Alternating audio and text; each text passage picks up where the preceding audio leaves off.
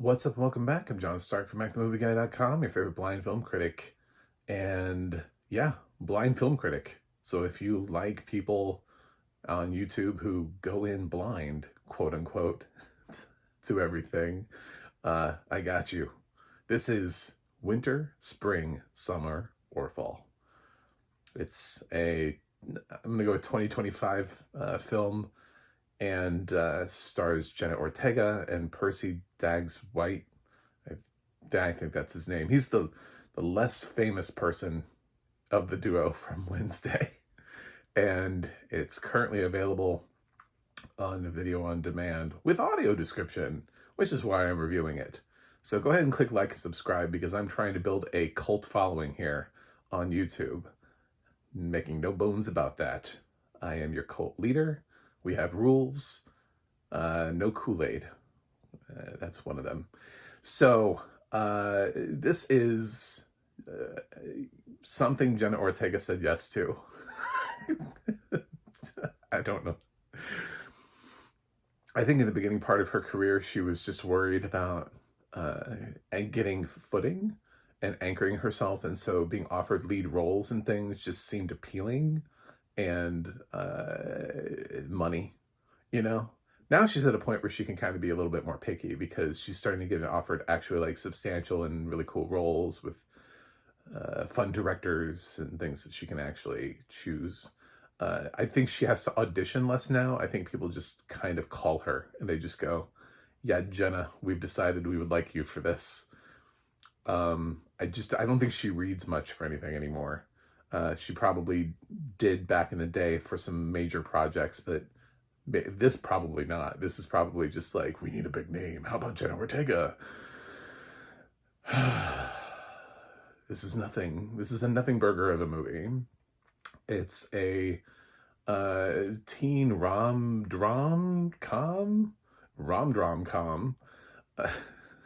that takes place over the course of 1 year. Not even really like the full senior year. I've heard it being pitched as being like it takes place over the course of the senior. Well, we start in the winter. Most senior years start in the fall. So if this was really a senior year, it would be fall, winter, spring, or summer. So if we were doing like a calendar school year. So we start off in the winter. They're already sort of in their school year. But we see Jenna Ortega plays this super overachieving, incredibly smart beyond her wildest imaginations and years. Parents are so proud. She's won some sort of like Google award, and she's already been accepted to Harvard. This movie was made before the political landscape of today, so I don't. Who knows whether or not she's still accepted to Harvard these days? I don't know. She attracts a complete loser of a human being from across the street who's sitting on a roof smoking weed and just asks his friend like, "Hey, is that girl famous?" And his friend is like, "Nah." No, she goes, "It's kinda," and then so he learns, they go to the same school, and she won an award, and I guess that's kind of what makes her somewhat famous, like why he knows her or something. And then we kind of just cut really quickly. It's like this film doesn't have time to develop characters or backstory, so we know nothing really about him. Barnes, I remember his name, Barnes.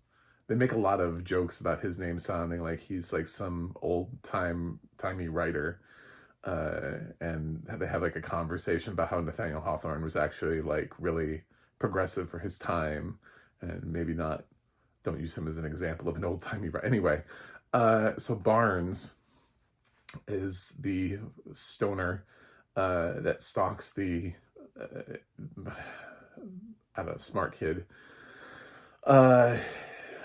Their first encounter is on the subway in New York, but the funny thing is I caught this too, and I caught it through audio description. They didn't shoot this shit in New York, which is funny because a lot of projects do shoot in New York. So it feels lazy. But this was shot in Utah. And so one of the things that I clocked that I thought was weird was they the audio description mentioned that you could see like this like woodland forestry stuff like outside the window. I was like, aren't they in New York? Is this like where are they? Um and then when I found out they were in Utah, I was like, oh, they shot this in Utah. I was like, oh my God, they didn't even like green screen cityscape behind them. They just so she gets on, and then he follows her on, and they try to act like this is a meet cute, but it feels very stalkery. It feels like he's just sort of like standing there, like waiting for her, and then he just kind of like walks in behind her, and like he knows like he's been. We saw that he just asked about her, so he like sits behind her, you know, very supposedly cute. I guess this is what girls like. Uh, and then strikes up a conversation in which they talk about her applying to these colleges, and he's like, oh, you'll be fine, you're really smart, you got like a perfect SAT score, and you're Hispanic.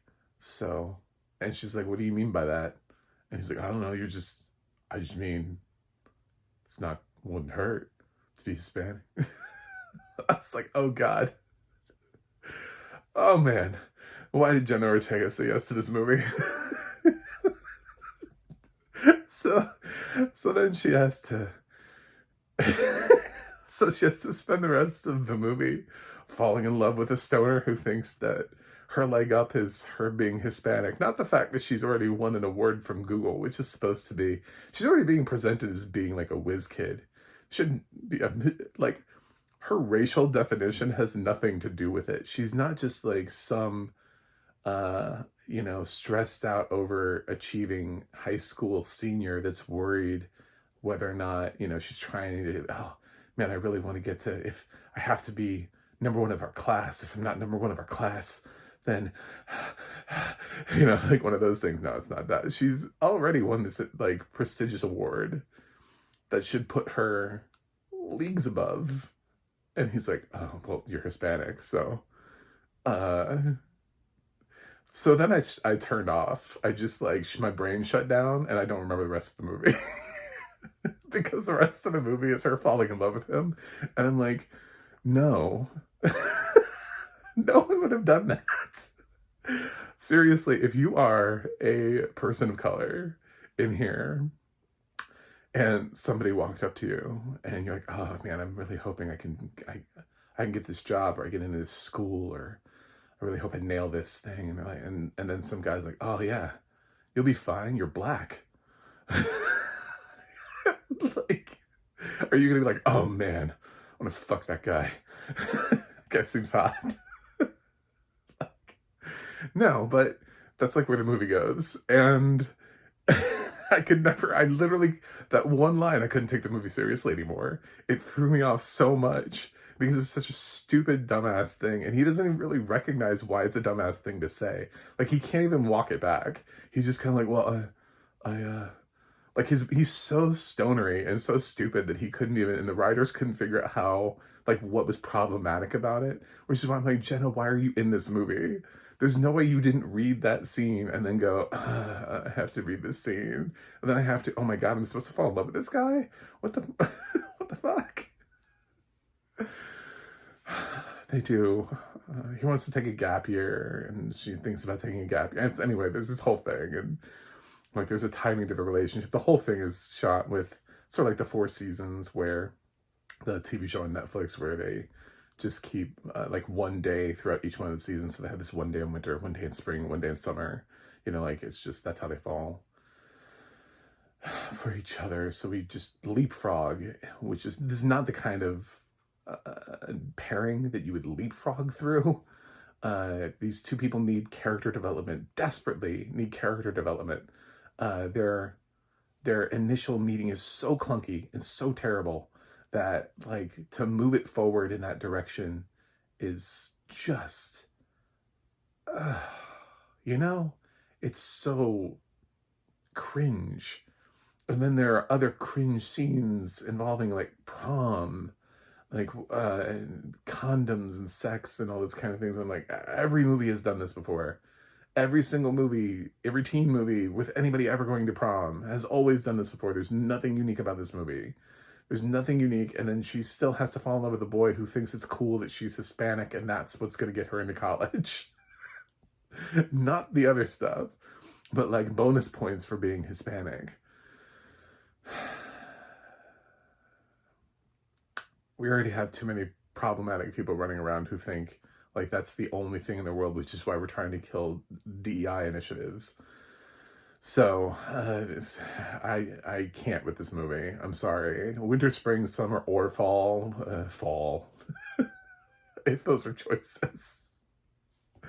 Uh, I, I did not like this. And I love Jenna Ortega, but I just wish she had said no.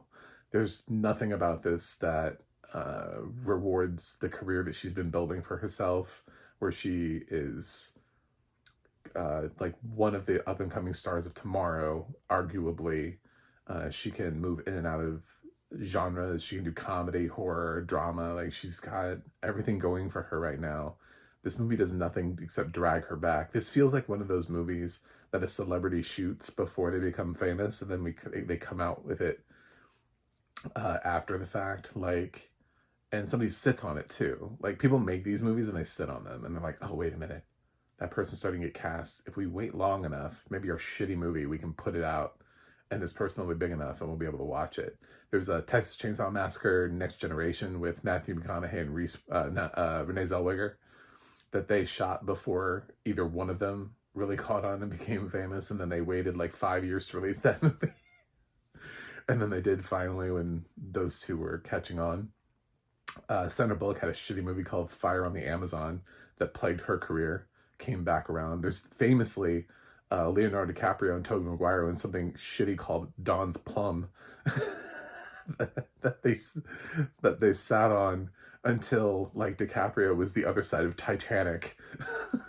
So yeah, these films absolutely totally exist, and people make them and they sit on them, and then they just come back around and they haunt these stars after they've she might have made this like before Wednesday. I don't know. I don't know when she made this, but it's just it's coming back around. I There's nothing to see here. There's nothing that you haven't seen before. This is a waste of your time.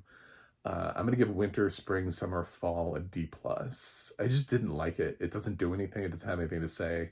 Paramount has thrown the Republic logo at it, which is not a good sign because I think I've only seen one movie with a Republic logo in front of it that I gave like a positive score to. Here was it Hereafter last year? Um, something like that. Yeah. Republic is basically like Paramount saying, don't watch this. We know this sucks, so we've given it to Republic. That should have been the warning to me. Anyway, thanks for watching. Thanks for subscribing, and I will see you guys on the other side.